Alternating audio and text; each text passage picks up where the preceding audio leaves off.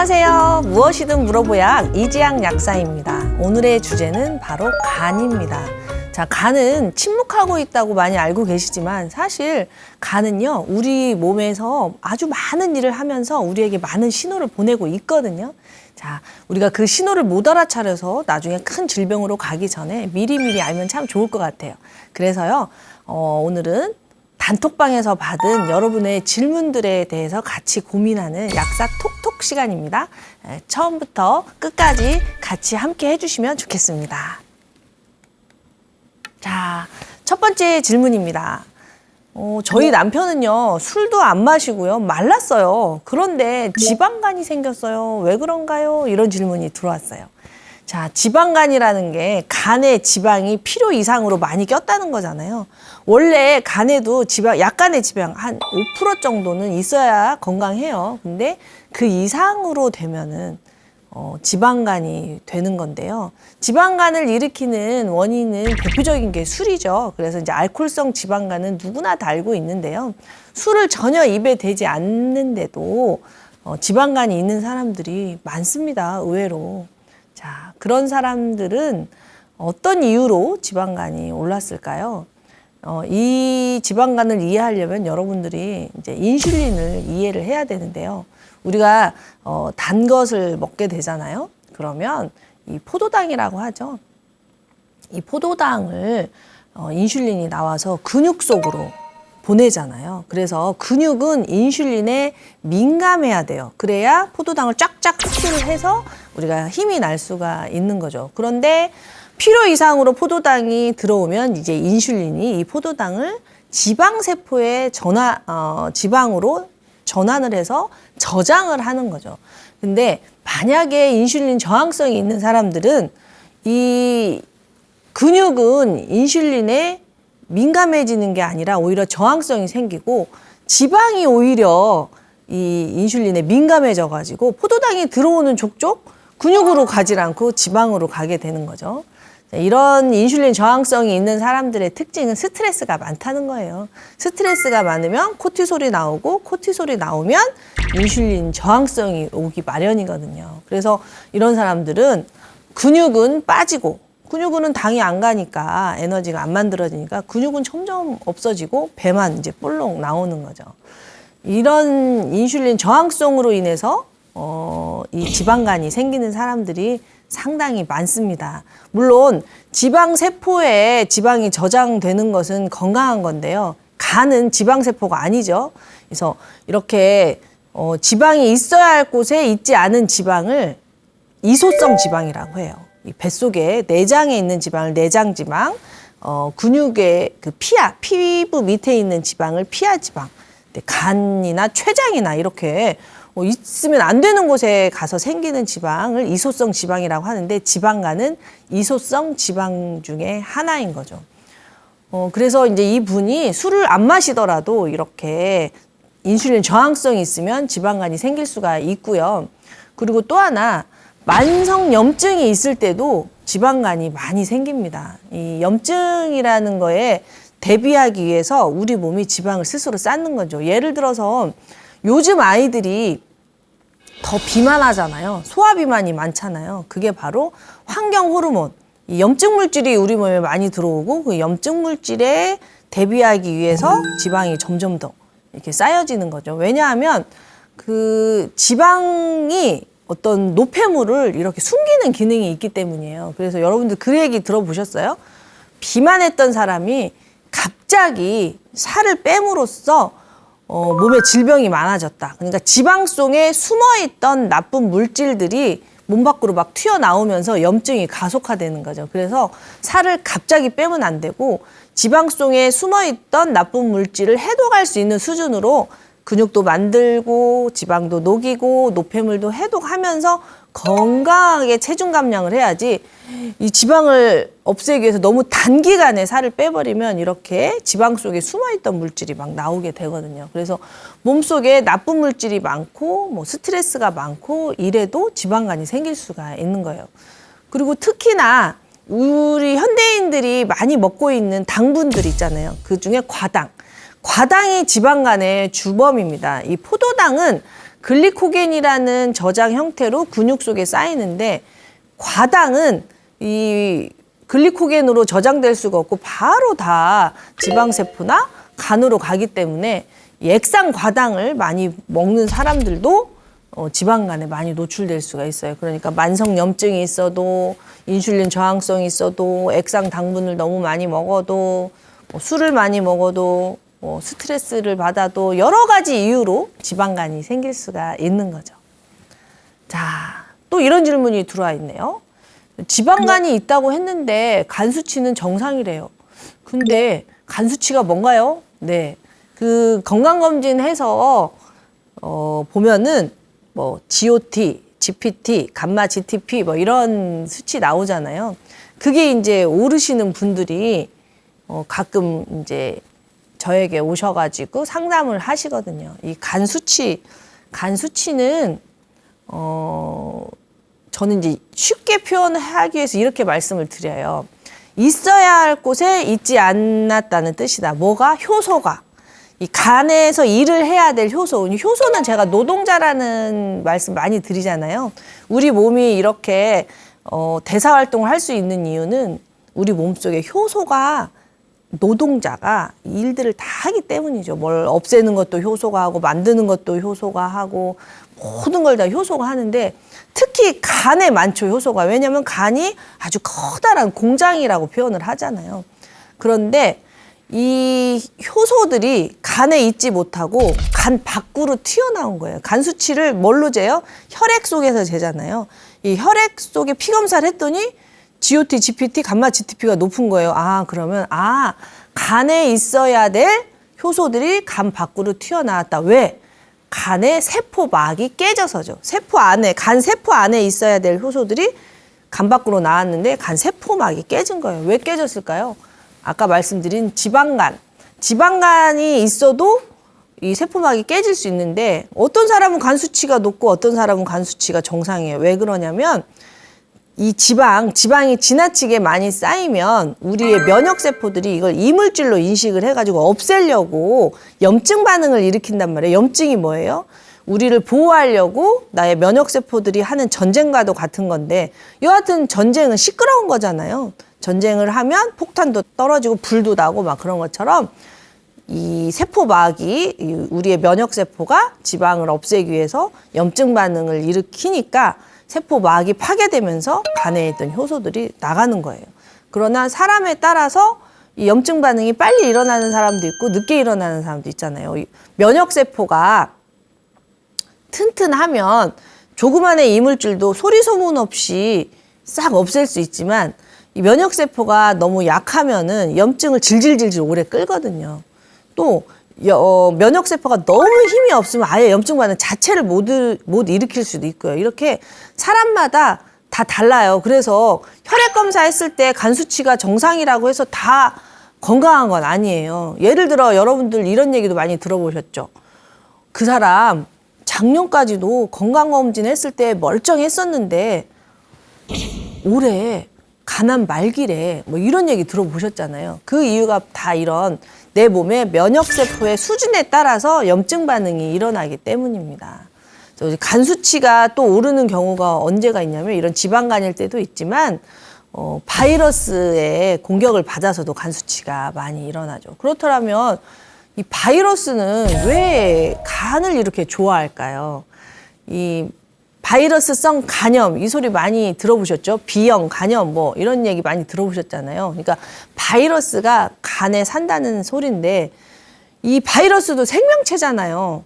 우리 몸은 나만 소유하고 있는 게 아니라 많은 다른 생명체들이 같이 공유하고 있다고 말씀드렸죠. 장 속에는 우리의 세포수보다 더 많은 미생물들이 살고 있는데 이 미생물들은 균이란 말이에요. 균, 뭐 세균도 있고 곰팡이균도 있고 뭐 기생충도 있고 다양하게 있겠지만 바이러스는요. 그 장에 살기보다는 간에 더 살기를 좋아해요.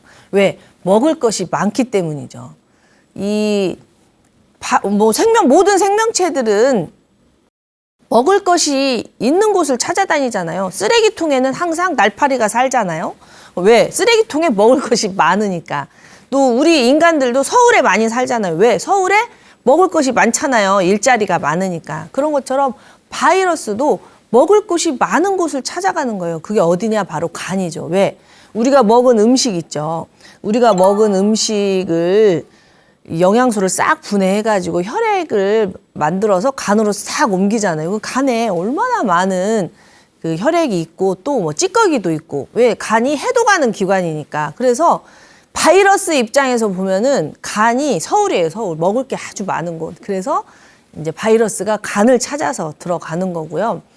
여러분들 그리스 신화 들어보셨죠? 그리스 신화에서 독수리에게 간을 이렇게 쪼아 먹히는 그런 벌을 받는 그 신화 말이에요. 그런 것처럼 간은요, 이 재생 속도가 굉장히 빨라요.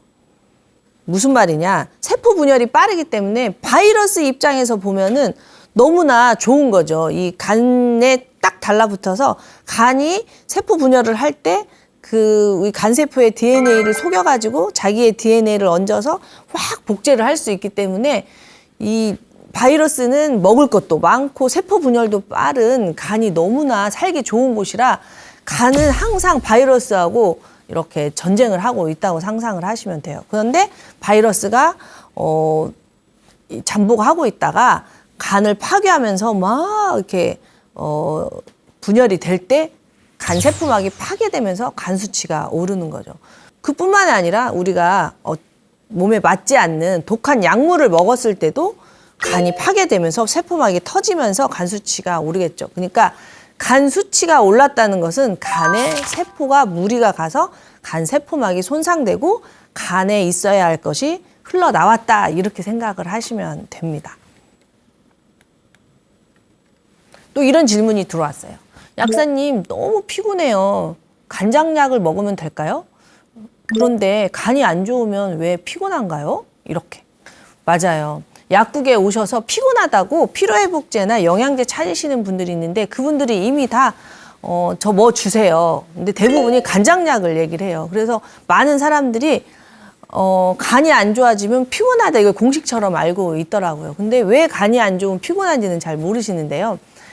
간이 안 좋으면 피곤해지는 이유는요, 해독이 안 돼서 그래요. 해독이. 우리가 잡식성이잖아요. 오만 잡것을 다 먹잖아요, 인간이. 뭐 동물도 먹고 식물도 먹고 뭐 다 먹잖아요. 그러면 이렇게 그 음식을 먹어서 영양분을 흡수를 하고 그걸 혈액으로 만들어서 세포가 또 그 혈액을 먹고 나면은 다 찌꺼기가 나올 거 아니에요. 우리가 음식을 먹고 영양분을 빨아들이고 남은 찌꺼기는 장에서 유익균들이 발효를 해가지고 몸 밖으로 내보내 주지만 몸 안으로 들어와서 세포들이 먹은 혈액의 찌꺼기가 또 있을 거 아니에요. 그 혈액의 찌꺼기는 간에서 다 해독을 해야 돼요. 그냥 나가는 게 하나도 없어요. 다 이렇게 변환이 되어서 결국에는 장에서, 그러니까 음식의 찌꺼기도 장으로 오고 혈액의 찌꺼기도 장으로 와서 그게 만나가지고 우리가 이제 화장실에서 보는 거죠. 그래서 이 혈액의 찌꺼기를 간에서 다 분해를 하는데 우리가 음식을 먹을 때 지용성 물질도 먹고 수용성 물질도 먹잖아요. 근데 여러분들 막 삼겹살 먹으면 설거지하기 힘들죠. 그냥 물로만은 그릇이 깨끗이 닦이질 않잖아요. 그래서 우리가 계면활성제, 이 주방 세제를 써가지고 깨끗이 닦아내듯이 간도 그런 일을 하는 거예요. 그래서 간은요, 일상대사, 이상대사, 삼상대사 이런 이름으로, 그러니까 어떤 하수구에서 첫 번째 큰 탱크에다가 찌꺼기를 이렇게 거르고, 두 번째 또 거르고, 세 번째 또 거르고, 이제 이런 식으로 아주 정교하게 찌꺼기를 거르는데, 첫 번째 간에 이 찌꺼기가 들어가잖아요. 그러면 지용성 물질, 이 끈적끈적하고 물에 녹지 않는 이 물질을 화학적으로 우리 몸이 이렇게 변환을 시켜가지고요, 수용성을 높여요. 이제 그건 조금 어려운데요. 산화 환원 반응이고 어떤 사이토크롬 P라는 효소들이 작용을 하고 뭐 여하튼지간 우리가 뭐 그런 것까지 알 필요는 없고, 우리가 기름을 먹으면은 그 기름을 분해하기 위해서 간이 일을 하는구나, 요 정도로 알면 될 것 같습니다. 그래서 어느 정도 이 지용성 물질을 변화를 시켜서 약간 물에 잘 녹는 형태로 이제 만들잖아요. 그러면 이상대사, 그러니까 1번 탱크에서 2번 탱크로 옮겨가지고 여기서는 이제 완전히 수용성을 극대화합니다. 물에 완전히 녹는 물질로 만드는 거예요. 물에 녹는다는 뜻은 뭐냐면 독성이 낮다. 아까 말씀드린 것처럼 지용성 물질은 지방세포에 이렇게 딱 이렇게 붙어가지고 몸에서 잘 안 나가요. 그러면 몸에 오래 있으면 그게 독성이 나타나는 거잖아요. 염증을 일으키고. 그래서 우리 몸에서 나쁜 물질을 몸 밖으로 빼내려면은 수용성으로 만들어야 돼요. 이제 그거를 간에서 하는 거예요. 저절로 수용성이 되는 게 아니라 역시 이상대사에서 이 수용성을 극대화해가지고 독성이 없는 물질로 이걸 이제 포화 반응이라고 하거든요. 이렇게 만들어주면 삼상대사, 비로소 이렇게 안전한 물질이 담즙을 통해서 이렇게 나가는 거예요. 몸 밖으로. 그러니까 간이 얼마나 바빠요. 근데 만약에 이 일상대사, 이상대사, 지용성 물질을 수용성으로 바꾸고 수용성 물질을 담즙으로 바꾸고 이게 안 된다고 생각을 해봐요. 그러면 쓰레기가 그냥 몸에 있는 거예요. 쓰레기가. 여러분들 쓰레기보다 더 나쁜 게 뭐예요? 쓰레기를 태우다만 물질이잖아요. 그래서 쓰레기를 잘못 태우면 발암물질이 나온다. 다이옥신이라는 발암물질이 나온다. 그래서 쓰레기 못 태우게 하잖아요. 함부로. 안전한 곳에서 소각을 해야지. 시골에서 쓰레기를 함부로 소각하면 그게 발암물질이 된다 해가지고 쓰레기 소각을 금지하고 있잖아요. 마찬가지로 우리가 먹은 음식 자체는 그렇게 나쁘지 않을 수가 있어요. 근데 그 음식을 간에 들어가서 제대로 이렇게 해독이 되지 않으면 그 물질 자체가 쓰레기를 태울 때 나오는 다이옥신처럼 대사가 제대로 되지 않은 물질들이 독성 물질로 남아서 간을 망치는 거예요. 그럼 간에서 이렇게 해독을 못 해주면 당연히 피곤하다고 느끼는 거겠죠. 그래서 우리가 나쁜 물질을 먹지 않는 것도 중요하지만 간 건강도 살펴보는 것도 중요한데 간 건강을 알 수 있는 거는 우리는 간은 침묵의 장기고 대신 우리가 알 수 있는 게 바로 담즙이죠. 담즙. 간이 만들어낸 슬러지. 이 담즙을 통해서 이 담즙이 하는 역할을 통해서 우리가 간이 일을 잘하고 있구나 못하고 있구나 이걸 알 수가 있는 거죠.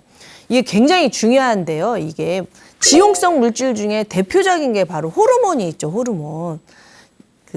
제가 누차 말씀드리잖아요. 호르몬은 콜레스테롤을 원료로 만들어진다고. 콜레스테롤이 있어야 에스트로겐, 테스토스테론 이런 게 만들어지는데 한번 만들어진 호르몬을 우리가 계속 쓰는 게 아니라 쓰고 난 호르몬은 분해해서 내보내고 또 새로운 호르몬을 만들어서 쓰는데 만약에 간이 이 호르몬, 이 지용성 물질을 수용성으로 변화시켜서 몸 밖으로 내보내는 이 해독 역할을 못하면 어떻게 되겠어요? 호르몬이 쌓이겠죠. 대표적인 게 환경 호르몬이에요. 에스트로겐. 간이 안 좋으면은요, 이 환경 호르몬을 분해를 못해요. 이 독성 물질을 분해를 못해서 에스트로겐이 몸에 많아지게 되는 거예요. 자, 에스트로겐이 몸에 많아지면 호르몬의 불균형이 와서 여성들은 생리불순, 생리통, 또 다낭성 낭종 더 진행이 되면은 자궁 내막증, 작은 성경증 더 진행이 되면 자궁암까지 간다고 제가 저번 그 여성 호르몬 시간에 말씀드렸잖아요. 남성들도 마찬가지예요. 남성들도 이 환경 호르몬인 에스트로겐을 분해를 못 시키면 전립선 비대로 가거든요. 이래서 우리가 이 생식기에서 나타나는 이 호르몬의 이런 불균형도 사실은 간하고 매우 밀접한 거예요. 그래서 간의 대사가 우리 호르몬에도 이렇게 영향을 미친다는 거죠. 이뿐만이 아니라 이 지용성 물질을 변화를 못 시키면 지용성 물질 해독을 못하면 지용성 물질 쌓일 거 아니에요. 그게 지방간으로 가는 거예요. 아까 1번 질문이 그거였잖아요. 우리 남편은 스트레스 술도 안 먹고 이러는데 말랐는데 왜 간에 지방이 쌓이냐 이렇게 물어봤는데 이런 거예요. 간에서 이렇게 해독을 잘 못하면 지용성 물질을 수용성으로 못 바꿔서 몸 밖으로 못 내보내니까 지용성 물질이 몸에 쌓이는 거죠.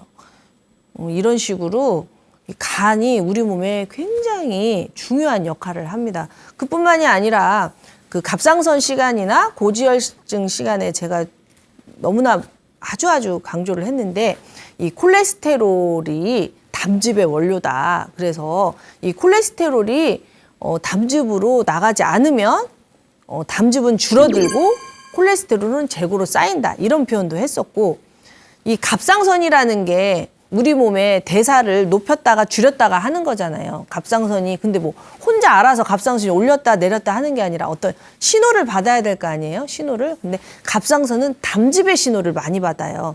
우리 몸에서 담즙이 잘 배출이 되면 갑상선이 정상인데 만약에 담즙 배출이 잘 안 되고 담즙의 성분이 좋지 않으면 갑상선이 줄어들어요. 이렇게 구멍을 닫아요. 갑상선을 호르몬이 저하가 된다는 거죠. 아, 갑상선의 상태가 안 좋으니까 대사를 낮춰야겠다.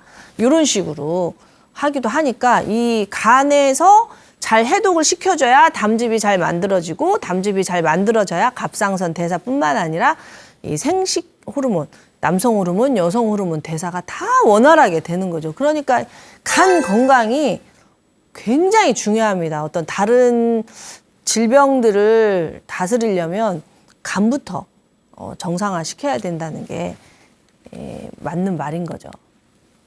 자, 또 이런 질문이 들어왔네요. 오른쪽 옆구리가 아파요. 그런데 병원에서는 아무 이상이 없대요. 자, 오른쪽 옆구리가 아프다는 사람이 정말 많거든요. 진짜 많아요. 근데 병원에 가면 아무 이상이 없다고 많이들 호소하시는데요. 그거는요, 여러분들이 유문 관략근에 대해서 아시게 되면 의문이 풀릴 거예요. 저 유문 관략근, 관략근이 뭐예요? 관략근이 좁아졌다, 펴졌다 하는 이런 거잖아요. 식도 관략근, 항문 관략근 있잖아요. 항문 관략근, 항문 관략근이 뭐예요? 제가 지금 이렇게 강의하고 있는데 항문 관략근이 벌려지면 어떻게 돼서 큰일이 나겠죠? 그래서 제가 무슨 일을 할 때는 우리의 관략근이 쫙 조여져 있는 거죠. 그리고 식도 관략근도 음식을 딱 삼켰는데 다시 왜 올라오면 안 되겠죠? 그러니까 식도 관략근이 음식이 내려가면 쫙 조여주는 거예요. 그러다가 근데 이제 그 역류성 식도염이 있는 사람들은 이 관략근이 열려가지고 이렇게 역류가 되니까 굉장히 고통스러운 거고, 또 변실금 있는 사람들 있잖아요. 이 관략근에 수축과 이완이 안 되고 이렇게 열려 있으니까 시도 때도 없이 변이 나와서 굉장히 고통스러운데, 이 관략근이요, 우리는 모르지만 이 몸 안에 있어요. 어디에 있냐? 담도에 있는 거예요. 담도. 이 담즙이 나가는 길에 관략근이 하나 있는 거예요. 이 담즙의 역할에 대해서는 제가 누차 말씀드렸지만 담즙이 하는 일이 되게 많잖아요. 많은데 그 중에 하나가 우리가 음식이 들어왔을 때, 특히 음식 중에 지방이 들어왔을 때 지방을 유화시키는 역할을 한다면 지방을 잘게 부수는 역할.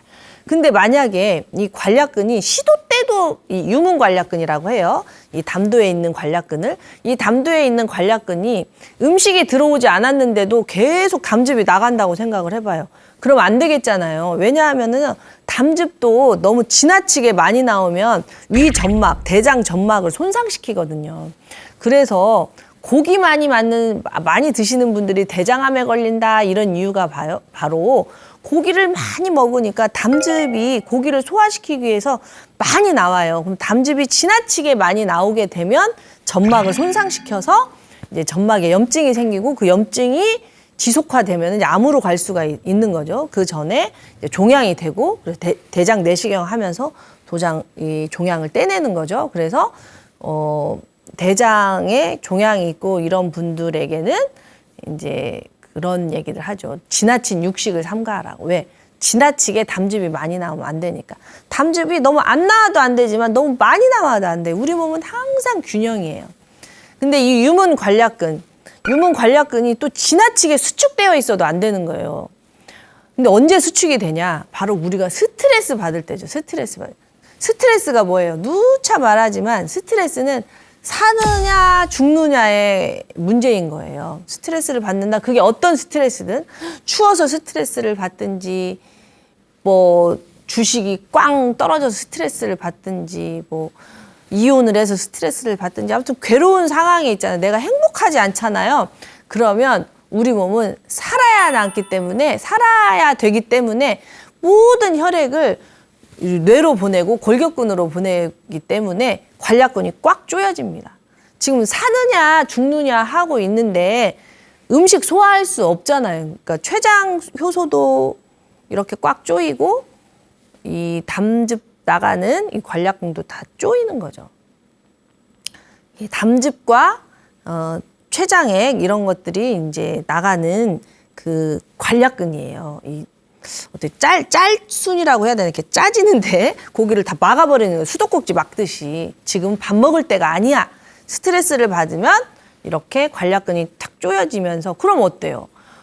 나가야, 비워야 채울 수가 있잖아요. 담즙이 나가야 또 간에서 담즙이 나오는데, 스트레스를 받아서 유문 관략근 수도꼭지가 꽉 막아지니까 담즙이 고일 거 아니에요.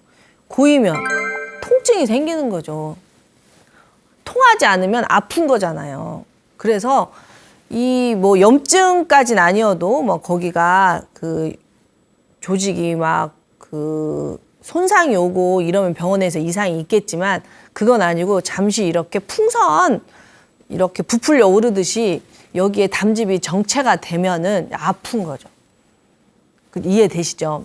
그런데 이게 이제 지속적으로 되면 어떻게 되겠어요? 고인물이 썩듯이, 또 고인물이 이렇게 쫄듯이 담석으로 되겠죠.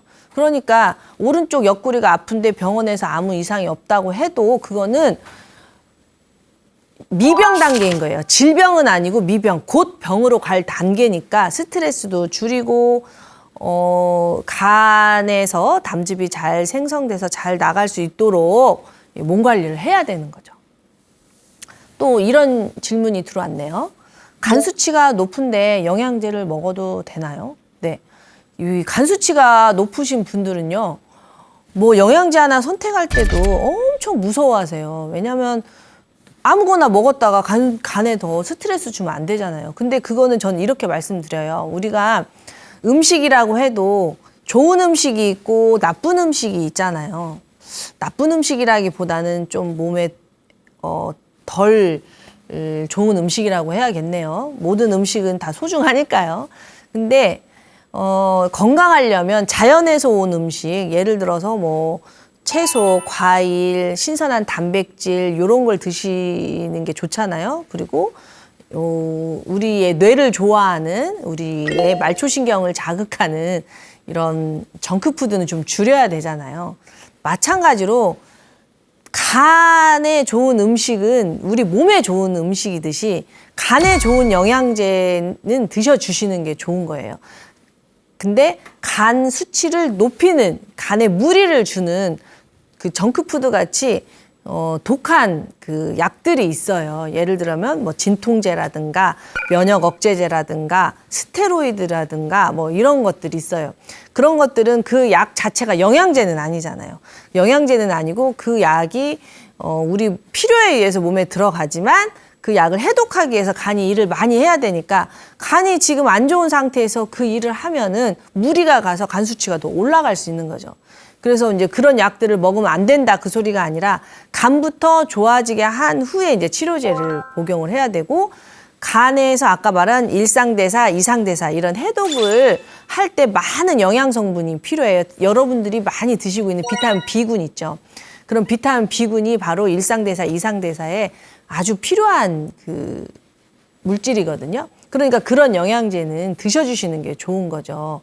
내 몸 상태에 따라서. 그리고 담즙이 고여서 잘 안 나간다. 그러면 담즙이 잘 나갈 수 있게 도와주는 영양제도 먹어주면 좋은 거고, 간에 너무 염증 물질이 많다. 그러면 그 염증 물질을 없애주는 영양제를 드셔도 되는 거고. 다만 간이 너무 지금 지치고 힘든데 너 이래 하면서 막 간을 가열차게 일을 하게 하는, 막 에너지를 막 이렇게 높여주는 그런 영양제는 조심하셔야 되는 건 사실이에요. 근데 이런 거는 여러분들이 판단할 수가 없기 때문에 전문가하고 상의를 해서 드셔주셔야 훨씬 회복이 빠릅니다. 그러니까 간 수치가 나쁘면 무조건 아무 영양제도 먹으면 안 된다, 이건 아니고요. 내 몸 상태에 맞춰서 간이 빨리 회복될 수 있도록 도와주는 영양제는 드셔도 됩니다. 또 이런 질문 들어왔네요. 약사님, 삼겹살만 먹으면 설사를 해요. 유산균을 아무리 먹어도 좋아지질 않아요. 네. 자, 삼겹살에 뭐예요? 삼겹살이 단백질 플러스 지방인데 이 두툼한 기름, 이 기름 맛으로 먹는 거잖아요. 그러니까 삼겹살만 먹으면 설사를 한다, 이 말은 뭐냐면 지방 소화가 안 된다는 거예요. 지방이 소화가 되려면 담즙이 나와서 지방을 잘게 부숴줘야 되는데 이 담즙이 안 나오면 지방이 잘게 이렇게 분해가 되질 않으니까 그냥 변으로 와라락 해가지고 화장실에서 보면은 기름이 둥둥 뜨는 거예요. 자, 이런 분들은 장이 안 좋아서 그런 게 아니라 물론 이렇게 계속 담즙이 잘 안 나오면 장도 안 좋아져요. 왜냐하면 장하고 간이 순환을 하고 있기 때문이에요. 그거 제가 누차 말씀드렸죠. 이 아까 말씀드린 담즙도요. 1차 담즙산으로 간에서 만들어진 다음에 장에 도착을 하면 장에서 유익균들이 우리 몸에 있는 유익균들이 2차 담즙산으로 안전하게 만들어서 다시 또 이렇게 간으로 보내거든요. 그러니까 장이 안 좋으면 간이 안 좋고 간이 안 좋으면 장이 안 좋아질 수밖에 없는 거예요. 그런데 그래도 뭐든지 출발점은 있잖아요. 근데 기름 설사, 기름진 것만 먹으면 설사를 한다. 이거는 장보다도 간에서 담즙을 잘 못 만드는구나 해가지고 간에서 담즙을 잘 만들어줄 수 있도록 영양소를 보강을 한다거나 식습관을 교정을 해주셔야 되는 거죠. 이 간에서요, 이 일상 이상 해독을 해서 담즙을 만드는 과정에 굉장히 많은 영양소가 필요하거든요. 뭐 비타민 B군, 또 철분, 뭐 여러분 많이 들어본 타우린, 글라이신, 또 글루크론산, 글루타치온 굉장히 많은 영양소가 필요하기 때문에 그런 부분들을 보강을 해줘야 건강한 담즙이 나오고 이 담즙을 통해서 장 속의 균들도 건강하게 역할을 하기 때문에 간 건강하고 장 건강은 같이 봐야 됩니다. 장 따로 간 따로 보지 마시고 간하고 장을 항상 동시에 보는 훈련을 하셔야 근본적으로 호르몬 관리라든가 장 관리라든가 다 되는 거죠. 또 이런 질문도 들어왔네요. 약사님, 저보고 간열이 많다고 하던데 간열이 많다는 게 무슨 말인가요? 네, 간열이 많다. 간에 혈액이 부족하다는 말이죠. 우리 몸에서 혈액이 가장 많은 곳이 이제 뇌도 혈액을 굉장히 많이 갖다 쓰는데요. 간은 혈액을 많이 저장하는 곳이에요. 뇌는 간에 저장된 혈액을 쏠랑쏠랑 빼먹는 곳. 뇌가 혈액을 저장하진 않죠. 뇌는 간에서 만든 혈액을 갖다가 뇌가 제일 많이 쓰는 것이고 간은 항상 혈액을 많이 저장하고 있는 곳인데 우리가 스트레스를 받잖아요. 스트레스를 받으면 뇌에서 혈액을 많이 쓸 것이고 그럼 간에 혈액이 많이 없어질 것이고 그럼 간에 혈액이 없어지면 간이 삐들삐들 마르겠죠. 이런 표현에서 조금 불편하실 수도 있는데 이 횟집이나 비싼 고깃집 가면은 그 간을 이렇게 내놓거든요. 생간. 근데 그 간이 말랑하고 부들부들해야 건강하고 신선하다고 느끼지 간이 막 딱딱하고 삐들삐들 말라 있으면 안 되잖아요.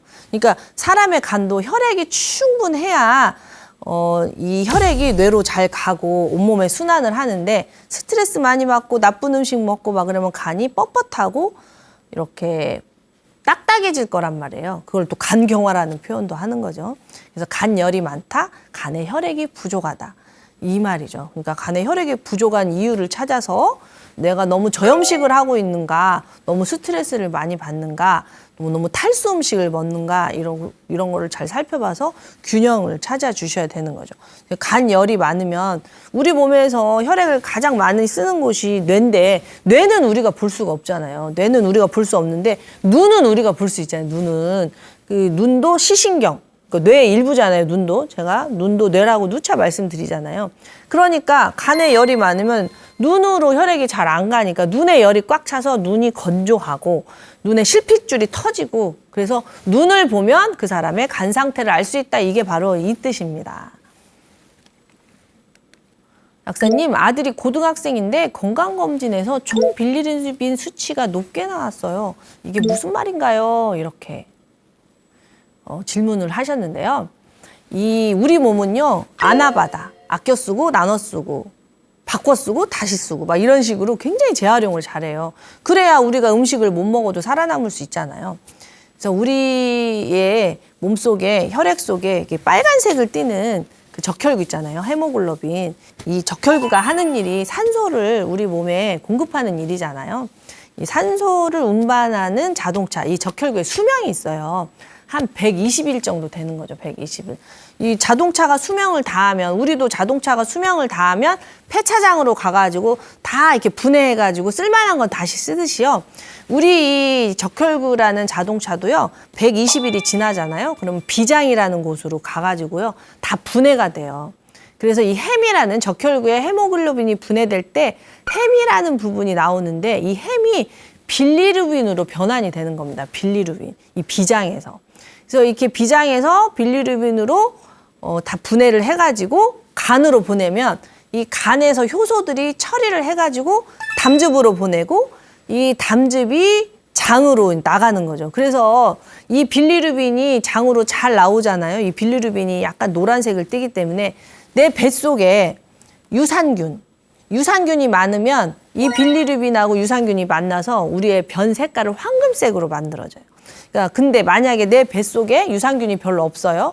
그러면 이 빌리루빈이 황금색이 안 되고 약간 녹색?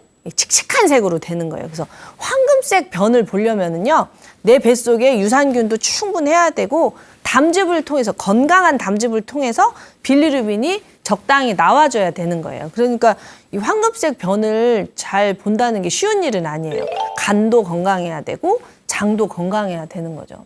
근데 이 학생을 상담을 해보니까 이 총 빌리루빈 수치가 높게 나왔는데, 간접 빌리루빈 수치가 높다고 나온 거예요. 직접 빌리루빈 수치보다. 이 빌리루빈 수치는 간접 빌리루빈하고 직접 빌리루빈이 있는데, 간접 빌리루빈은 비장에서 만들어진 빌리루빈이에요. 근데 이 비장에서 만들어진 빌리루빈이 지나치게 많으면 간접 빌리루빈이 높다 이러고, 비장에서는 빌리루빈을 적당히 만들었는데 간에서 빌리루빈이 지나치게 높다 그러면 이제 직접 빌리루빈이 높다는 거죠. 그래서 이제 검사를 했을 때 간접 빌리루빈이 높나 직접 빌리루빈이 높나 해가지고 이게 간의 문제인가 비장의 문제인가 담관의 문제인가 판단을 하는 거예요.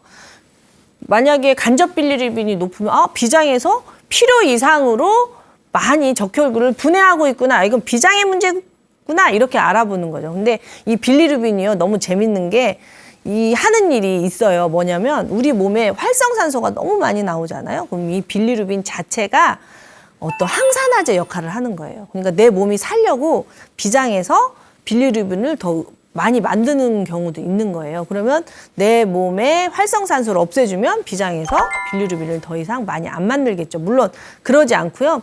비장이 고장이 나가지고 지나치게 적혈구를 많이 용해하는 경우도 있거든요. 이제 그런 경우는 전혀 다른 말이지만 약간의 빌리루빈 상승은 그렇게 신호로 보셔도 되는 거고요. 간에 문제가 있어도 빌리루빈이 제대로 안 만들어지면 배출이 잘 안 되고 이러면은 직접 빌리루빈 수치가 높아질 수도 있고, 간에서는 잘 만들었는데 담관이 막혀서 빌리루빈이 높아질 수도 있죠. 그런 대표적인 증상이 황달인 거죠, 황달. 이런 부분 잘 이해하시면 좋을 것 같습니다. 또 이런 질문도 들어왔어요. 류마티스 약을 먹고 간 수치가 올랐어요. 어떻게 해야 돼요? 네.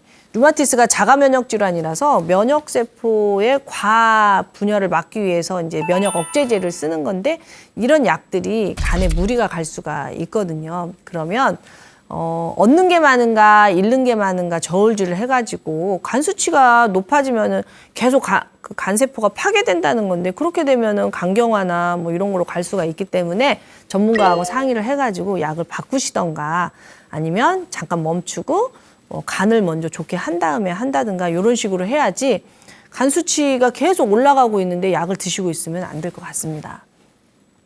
또 이런 질문도 들어왔습니다. 간에 물혹이 있대요. 괜찮은가요? 네, 이런 질문도 많이 들어오는데요. 간에 물혹뿐만 아니라 신장에도 물혹이 있다. 이런 질문이 많이 들어와요. 근데 나이가 들면은 점 생기듯이 혹은 한두 개씩 생길 수가 있죠. 다만 이 물혹을 방치했을 때 혹시 우리의 면역세포가 염증 반응을 일으켜서 간 수치를 올릴 수도 있으니까 간 건강을 잘 지켜내는 게 중요한 것 같습니다.